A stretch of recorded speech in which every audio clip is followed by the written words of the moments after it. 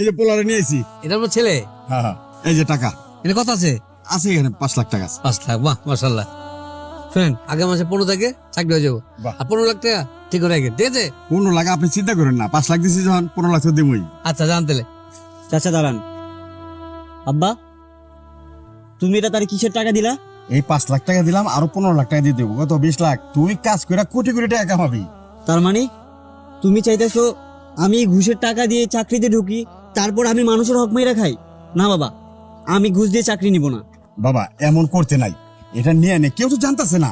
জানুক আর না জানুক, আল্লাহ তো দেখতেছে। আর আব্বা, আমি ঘুষ দিয়ে চাকরি করব না, দরকার হয় চাকরি ছাড়া থাকবো। ঠিক আছে, আমি আসলে ভুল করে ফেলাইছি। আল্লাহ তুমি আমার মাফ করো আল্লাহ। আমি ঘুষ দিয়ে আমার পর আর চাকরি করাবো না। চল বাবা। আরে যান যান, ঘুষ ছাড়া কোনো চাকরি হবে না। আগামী প্রজন্ম গড়ে উঠুক এভাবে দুর্নীতিমুক্ত হয়ে।